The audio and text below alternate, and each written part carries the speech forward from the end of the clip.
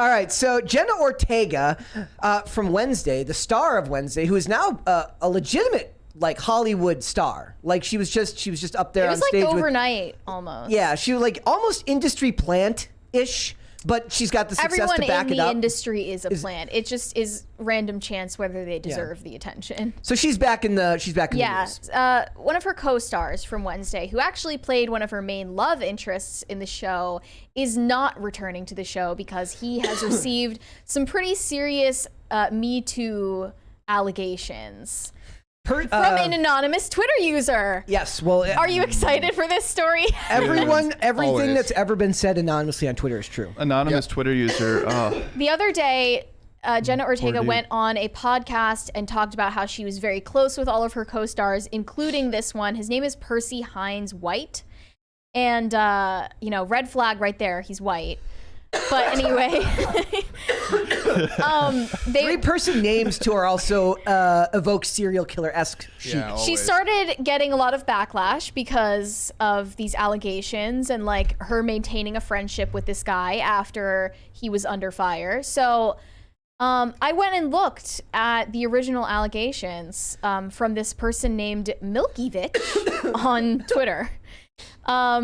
Here is her message. She said, Percy lives in Toronto, and he and his friend group have been known for, since they were like 15, being predators and trying to manipulate girls into effing them or giving them nudes, etc. They were pushy, rude, abusive to girlfriends and people in general. And when he got a bit older, he started throwing parties in his basement, planning with his friends to explicitly invite women they thought were hot so that they could get them drunk and high enough to have sex with them. I mean, outside of the drunk and high to have sex part of him, that's just being a teenager. Well, the second part about getting them drunk and high, that's not provable. No. Right. And lie about being high and drunk as well. At 17, 2 at least, he would pursue, have sex with, abuse, get my friend high, who was 13 or 14 at the time. Last time I knew they had sex, she was 16 and he was 20. He assaulted me at one of those parties while I was too drunk. He had cornered and pressured and assaulted multiple of my friends. He has R-word allegations against him, and he would laugh at victims, share nudes online against girls' will, etc. Another person, she said he manipulated her friend who was 16 to have sex with him. By the laws of the half your age plus 7 rule, he's good. This part, it said he manipulated my friend to have sex with him while she was dealing with me overdosing, and said, leave her be, who cares? And she did. Oh my goodness. Just sounds like you have a horrible friend. Yeah. It sounds like he's like the living embodiment of a dude who'd walk around with a shirt that says, do it, you won't. So then after these allegations came about, everyone was like, get this guy out the show, send him to jail. All just allegations. Because of this Twitter thread that was posted. And then they started circulating this video of him standing at the Golden Globes with Jenna Ortega.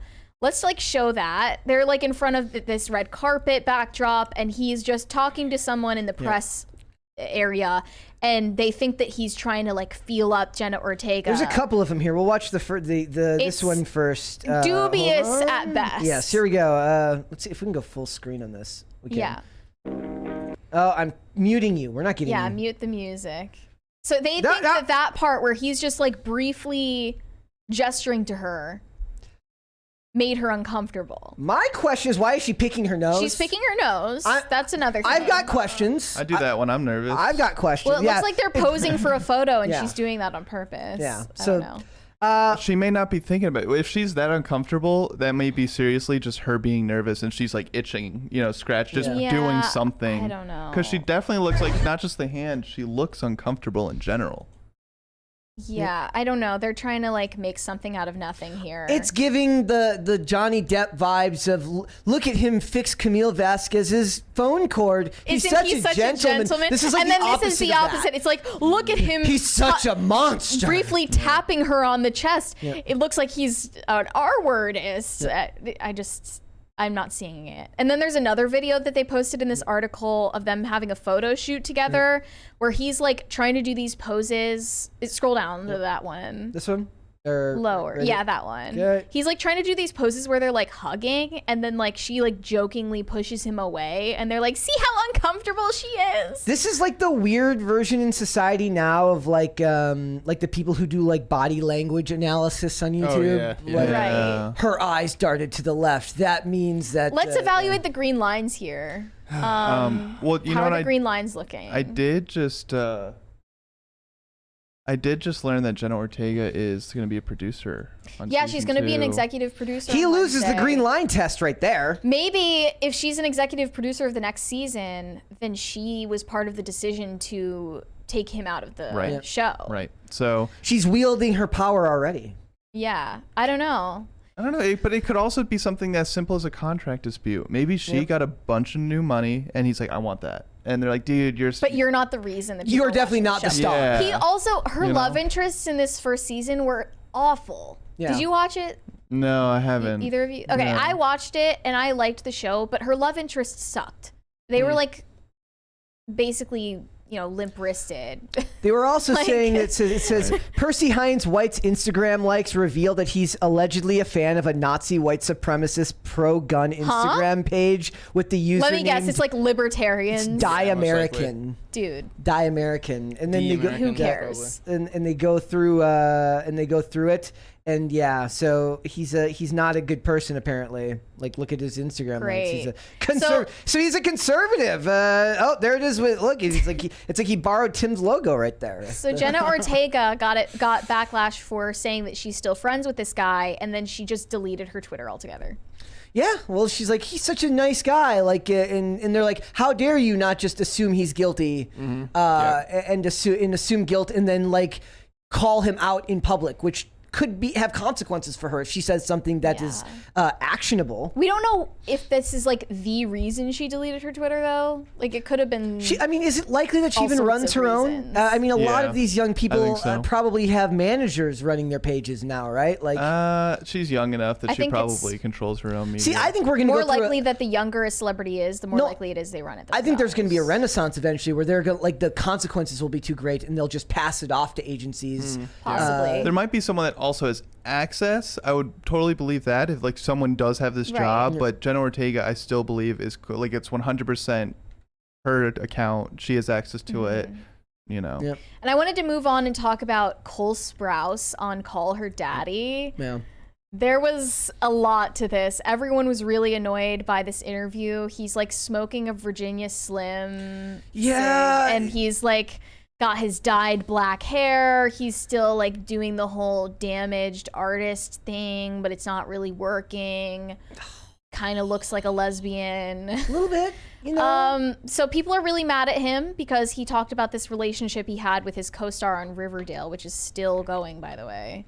It's insane. Still airing. Like, people- and her name is Lily Reinhart. Anyway, he's just saying like in general, if I had loved myself more, I would have left the relationship sooner. And they're really mad at him for saying this. Is it the 40-second clip? Yeah. But also, in very many ways, all the cliches about dating someone you work with are very true.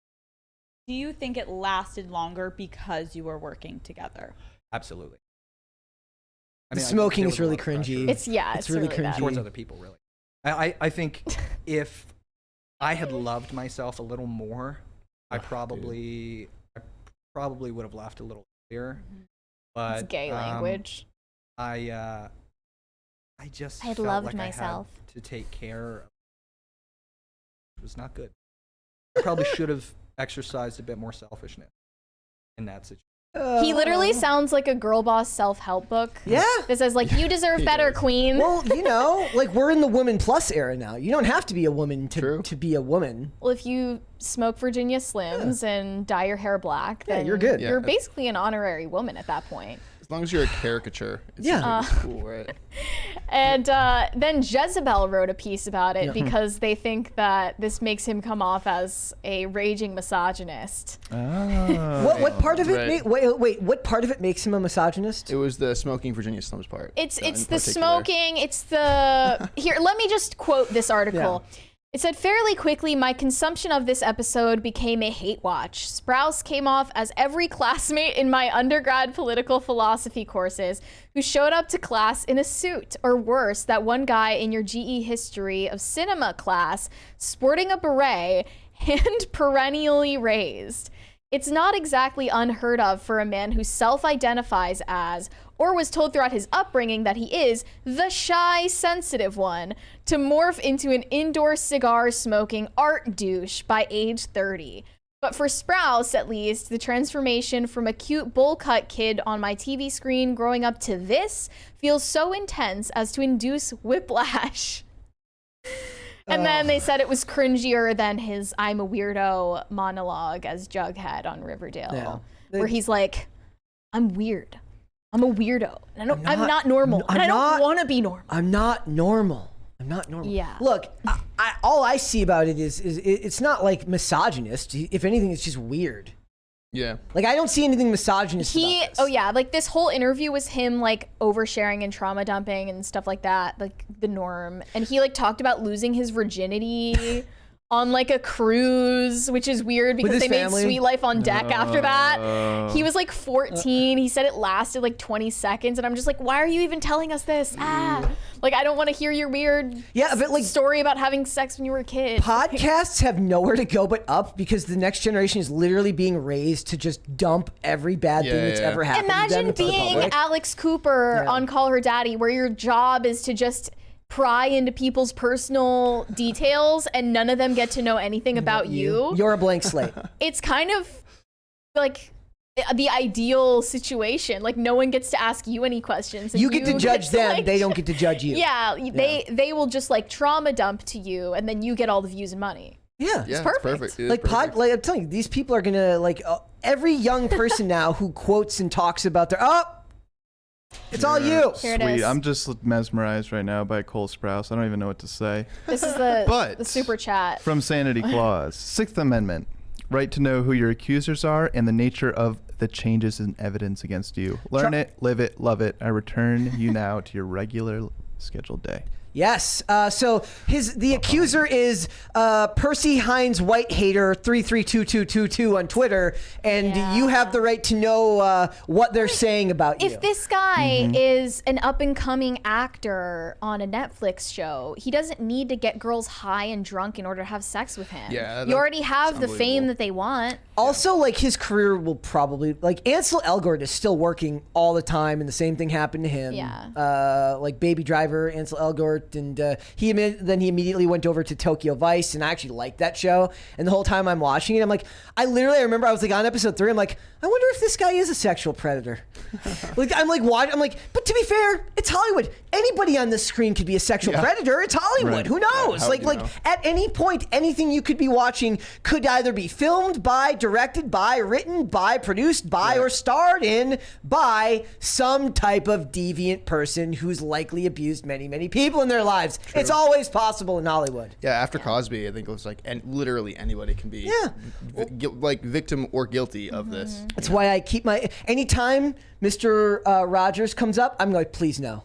Please no. Like he's safe. He's safe. Well, like, no, recently they're talking about him saying like boys are boys and girls are girls from birth. Well, and they that's, already made a flattering biopic about him. It's too late. that didn't come out till later. As far as the Call Her Daddy podcast, though, I'm just thinking like they used to have to incentivize celebrities to take media appearances. Now they're like, please let me. And now the celebrities are like begging and clawing for the opportunity to overshare to millions of people. You don't even need to incentivize them or pay them to do it anymore. Well, we were talking about the Chris Rock special earlier, right? Yeah. Just briefly. Yeah, he was like, what kind of people go on a podcast like Will Smith and Jada and then interview the other person about how they cheated on them? And it was hilarious. Like, it was just so great. But it's like, it's like just Oh, remember when Keep it to Kylie yourselves. Jenner's friend Jordan, I don't remember what her last name is, but she was like she was in an affair with Khloe's baby daddy. I can't keep up with the Kardashians. Baby daddy. That's too. Hey, I've got the program for you. And then Jordan went on Red Table Talk and like cried about it, like as if she were wronged in some way. It's like, you're the one that had an affair. Is it just how they're trained to be open about stuff that most people shy away from? I think they're just mentally ill. Like in a lot of ways, like look, I'm open about like struggles that I've had with addiction and what I've gone through, but that's not the same thing as like trauma dumping every single thing you've ever gone through. And even what I share is still an abridged version that's like, you know, safe for consumption, Right. because, you know, for like you're saving your own soul by sharing part of it, but understanding that you're not going to give everyone every detail about it, because there was a quote in a show, a guy goes, "The truth is mine." Like in a lot of ways, you have to preserve some of what you've gone through. Some people will choose to say, you know, to preserve all of their personal life, but you have to imagine that even the people here who are dumping all this stuff on Alex Cooper have to save some, like the worst of it's probably still inside them. Right? Like I'm sure for Right. whatever they share, Just like there's Bella Thorne. Yeah, there's infinitely worse that hasn't been shared. True, Totally. true. Yeah, good point. Thanks for watching. Listen to full episodes of Pop Culture Crisis on Spotify. Keep up with us on social media and make sure you subscribe and ring that bell so you never miss the show. Bye, guys.